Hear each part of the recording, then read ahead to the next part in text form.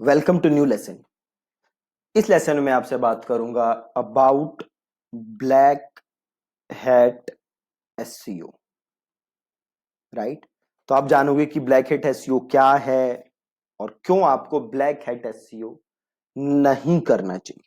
जी हाँ, क्यों आपको ब्लैक हैट एसईओ कभी नहीं करना चाहिए।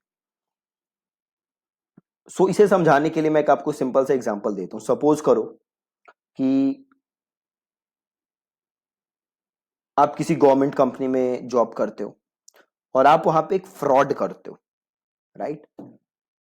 So how do you define fraud? Fraud क्या कर रहे हो आप? फ्रॉड आप कोई ऐसी चीज कर रहे हो जो कि उस कंपनी के पॉलिसीज के अगेंस्ट है।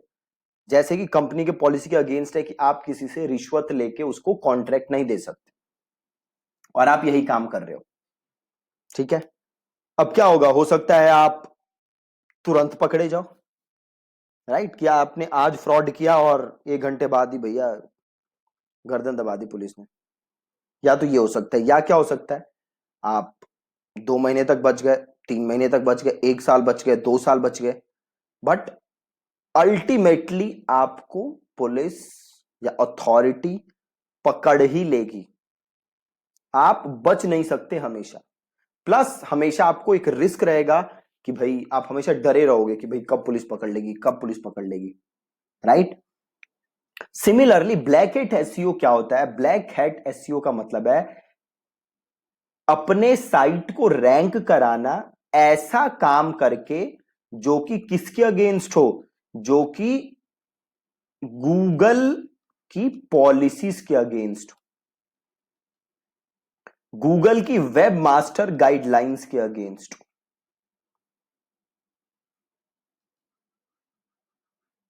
राइट।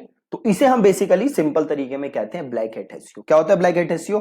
ऐसा काम करके आप अपनी वेबसाइट को रैंक करा रहे हो जो कि गूगल के पॉलिसीज के अगेंस्ट हैं, जो कि गूगल की वेब मास्टर गाइडलाइंस के अगेंस्ट हैं, जिन्हें कि गूगल यू नो सपोर्ट नहीं करता। ऐसी चीजें करके आप अपनी वेबसाइट को रैंक कर रहे हो। अगेन, ब्लैक हैट एसईओ आपको बिल्कुल भी नहीं करना है। गूगल, पहले क्या होता था कि लोग बहुत करते थे ब्लैक हैट एसईओ, अभी भी कुछ लोग हैं जो करते हैं। गूगल ने बड़ी सारी वेबसाइट्स को बंद किया है because of black hat SEO in the past. और अभी भी अगर आप करोगे तो आप किसी भी दिन पकड़े जा सकते हो और किसी भी दिन आपकी वेबसाइट बिल्कुल गायब हो सकती है गूगल सर्च से। ठीक है। तो बिल्कुल ही ब्लैक हैट एसईओ आपको नहीं करना है। अब अगला सवाल है कि किस टाइप की ब्लैक हैट एसईओ लोग करते हैं, क्या करते हैं? तो एक जो सबसे कॉमन है, जो आपने नोटिस भी किया होगा बहुत बार, वो है कीवर्ड स्टफिंग। राइट। अब लोग करते क्या है कि जो उनका कीवर्ड है उसको वो अपने कंटेंट में स्टफ करते हैं, उसको बेसिकली ठूसते हैं कंटेंट के अंदर।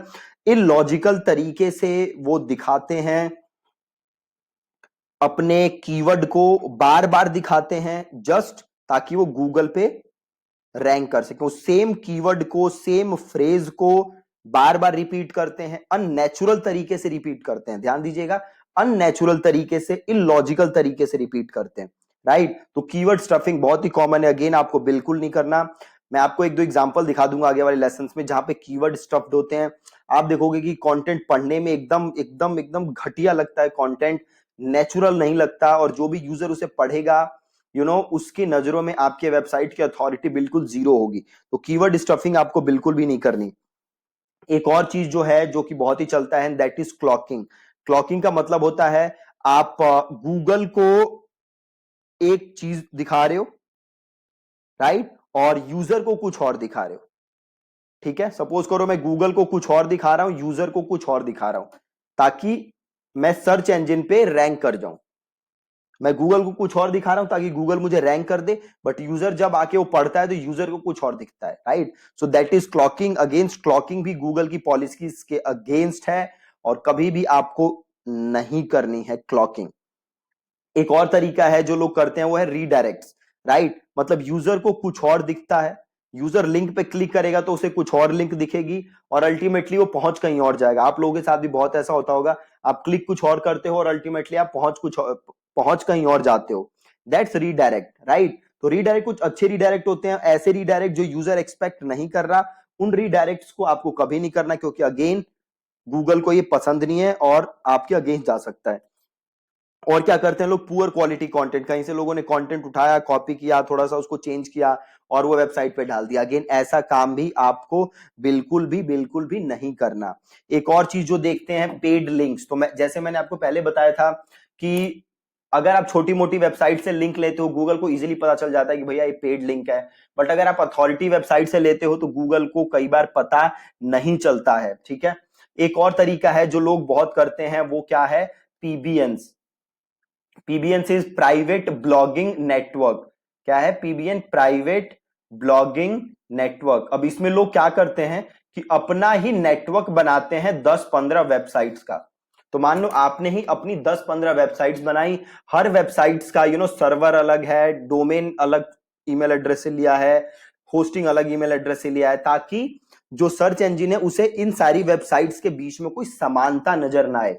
ठीक है, तो आप ऐसे 10-15 वेबसाइट्स बनाते हो, एकदम आप कोशिश करते हो कि गूगल को पता ना चले कि कौन सी वेबसाइट्स कहां से है, कि सारी वेबसाइट सेम बंदे की है, और देन आप इन वेबसाइट्स के थ्रू लिंक करते हो। मतलब आपने अपना ही नेटवर्क बना लिया और आप आपस में ही लिंक करते रहते हो, अपनी वेबसाइट्स को लिंक देते हो, ताकि अथॉरिटी आपकी बढ़े, ताकि आपके पास लिंक आए और अल्टीमेटली आप रैंक हो। तो अगेन आपको ये काम भी नहीं करना है। ठीक है जी, तो ब्लैक हैट एसईओ से आपको बिल्कुल दूर रहना है। आपको वही काम करना है जो कि गूगल के पॉलिसी के हिसाब से हो। ठीक है, अगेन एक और तरीका जो है लोग जो करते हैं, और वो क्या है कि कमेंट करना, कमेंट स्पैम करना। बेसिकली क्या आपने देखा होगा, ब्लॉग के नीचे जो कमेंट होते हैं वहां पे लोग कमेंट में लिंक भरते रहते हैं। अगेन वो काम भी नहीं करना है। दैट इज, गूगल को वो काम पसंद नहीं है कि आप फ्लड कर रहे हो। राइट, पहले ऐसा चल जाता था कि कमेंट करने से आपकी वेबसाइट इंप्रूव हो जाती थी, अब ऐसा नहीं होता। ठीक है, तो अब आपको इन कामों से दूर रहना है। बिल्कुल भी ब्लैक हैट एसईओ आप बिल्कुल भी मत करो।